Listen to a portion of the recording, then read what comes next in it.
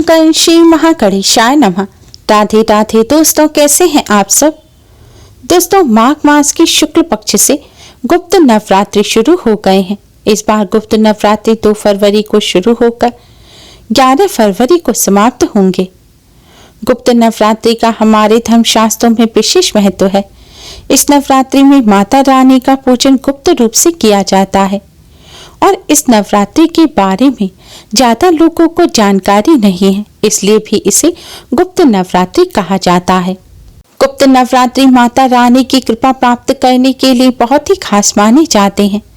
माना जाता है कि अन्य दिनों की अपेक्षा गुप्त नवरात्रि में माता रानी का पूजन करने से माता रानी अति शीघ्र ही प्रसन्न हो जाती है। नवरात्रि की सप्तमी, महाअष्टमी और महानवमी का विशेष महत्व होता है। इस बार गुप्त नवरात्रि की महाअष्टमी 9 फरवरी दिन बुधवार को है। दोस्तों, महाअष्टमी माता रानी की कृपा प्राप्त करने के लिए बहुत खास दिन माना जाता है। मान्यता के अनुसार गुप्त नवरात्रि की महाअष्टमी पर माता रानी को प्रसन्न करने के लिए जो भी पूजा या उपाय किए जाते हैं वह अति शीघ्र ही शुभ फल प्रदान करने वाले होते हैं।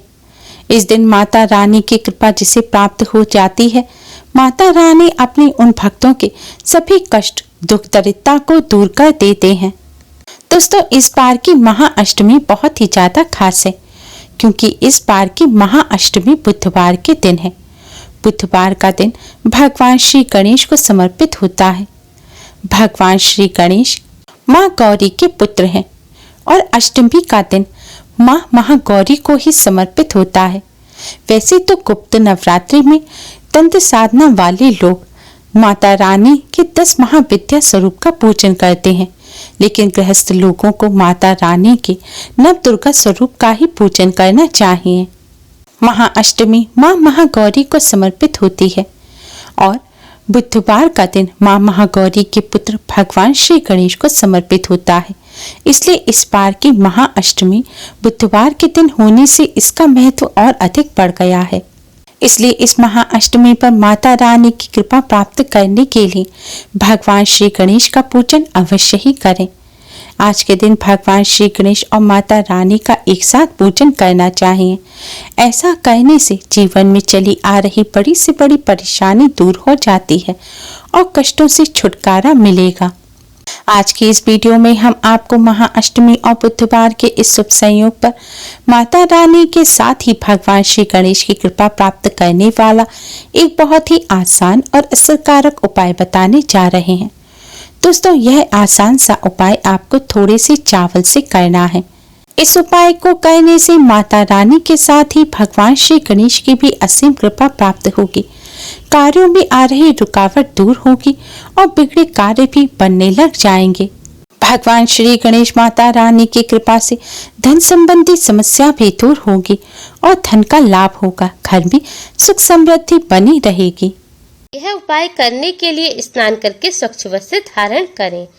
याद रखें कि आप काले वस्त्र धारण ना करें क्योंकि भगवान श्री गणेश माँ दुर्गा की पूजा में लाल वस्त्र पहनना अति शुभ माना जाता है। इसके बाद अपने मंदिर के आगे एक आसन बिछाकर बैठ जाएं। अब एक साफ कटोरे में आप थोड़े से पवित्र चावल लें। पवित्र चावल साबुत चावलों को कहा जाता है क्योंकि भगवान की पूजा में टूटे हुए चावलों का इस्तेमाल नहीं किया जाता। अब चावलों को धोकर साफ कर लें और उसमें थोड़ी सी हल्दी मिला के इन्हें पीले रंग का कर लें। चावलों को पीला रंग का करने के बाद अपने मंदिर में रख दें। उसके बाद भगवान श्री गणेश माता रानी के आगे एक शुद्ध देसी घी का दिया जलाएं और एक सुगंधित धूप बत्ती जलाएं और किसी मिष्ठान का भोग लगाएं। अगर कोई मिष्ठान ना हो तो आप गुड़ और शक्कर का भी भोग लगा सकते हैं। इसके बाद आप भगवान श्री गणेश के आगे खाली पात्र रखें और आपने जो मंदिर में चावल रखे हैं उनमें से थोड़े से चावल अपने दाहिने हाथ में ले लें। अब भगवान श्री गणेश को चावल अर्पित करें। चावल अर्पित करते समय आप इस मंत्र का जाप करें। इदम अक्षितम ओम गण गणपतये नमः। इदम अक्षितम ओम गण गणपतये नमः। इस मंत्र का जाप करते हुए आप इस तरह से भगवान श्री गणेश को एक बार चावल अर्पित करें। इसके बाद दाहिने हाथ में फिर से चावल लेकर इसी मंत्र का जाप करते हुए आपको भगवान श्री गणेश को चावल अर्पित करने हैं। इस तरह से आपको भगवान श्री गणेश को 3 बार चावल अर्पित करने हैं।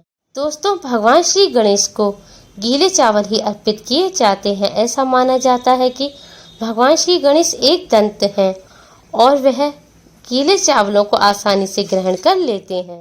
भगवान श्री गणेश को चावल अर्पित करने के बाद आप भगवान श्री गणेश को कुमकुम से तिलक करें, क्योंकि कुमकुम की लाली भगवान श्री गणेश को अति प्रिय है। भगवान श्री गणेश को कुमकुम से तिलक करने से सभी प्रकार के आर्थिक संकट दूर होते हैं। भगवान श्री गणेश को तिलक लगाने के पश्चात अब आप भगवान श्री गणेश के इस मंत्र का 108 बार जाप करें। मंत्र है ओम गण गणपतये नमः।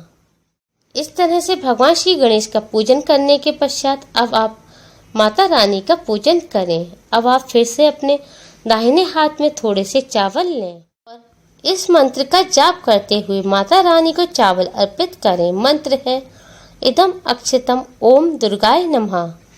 इस तरह से आप माता रानी को 1 बार चावल अर्पित करें। अब आप अपने दाहिने हाथ में फिर से थोड़े से चावल लें और इस मंत्र का जाप करते हुए फिर से माता रानी को चावल अर्पित करें।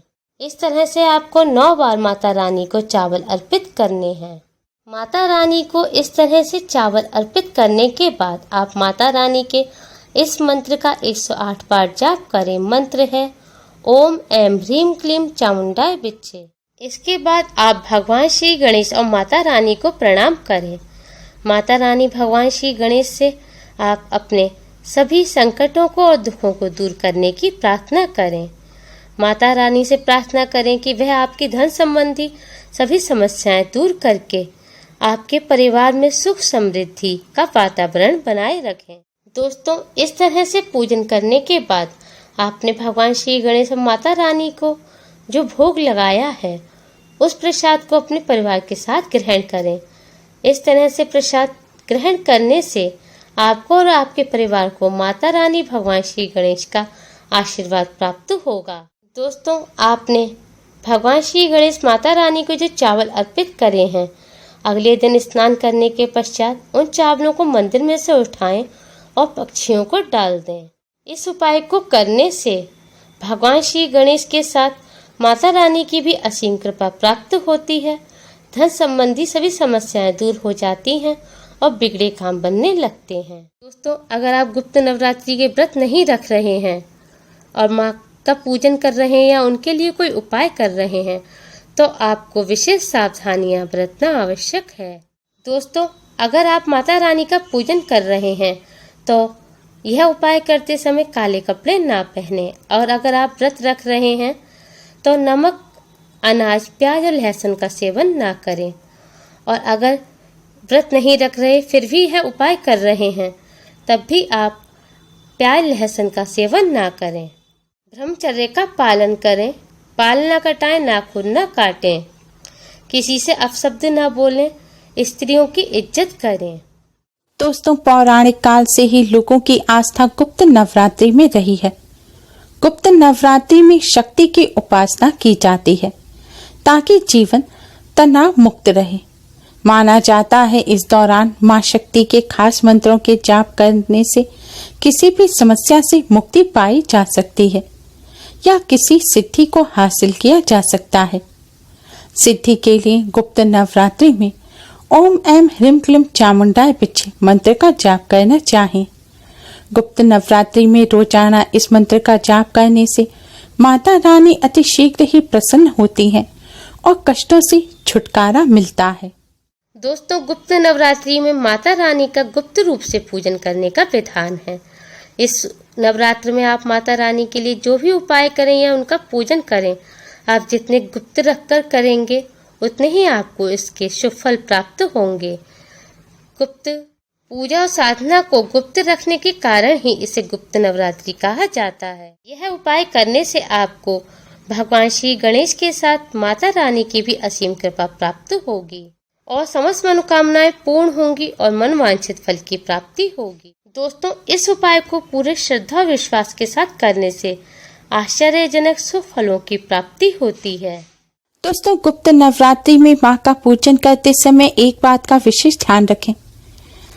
इस नवरात्रि में देवी की साधना हमेशा एक निश्चित समय और एक निश्चित स्थान पर करनी चाहिए। साधना करने के लिए हमेशा अपने आसन का ही प्रयोग करें, कभी भी दूसरे के आसन का प्रयोग नहीं करें।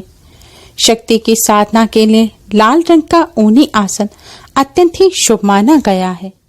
उम्मीद है आपको हमारी ये वीडियो पसंद आई होगी। हमारी वीडियो को लाइक करें, हमारी वीडियो को ज़्यादा से ज़्यादा अपने मित्र रिश्तेदारों में शेयर करें ताकि वह भी इससे लाभ प्राप्त कर सके। हमारी और भी वीडियोस के लिए हमारे चैनल के साथ बने रहिए और इसके लिए आप हमारे चैनल को सब्सक्राइब करना ना भूलें। Thanks for watching. Radhe Radhe. घर पे रहिए, सुरक्षित रहिए और हमसे जुड़े रहिए।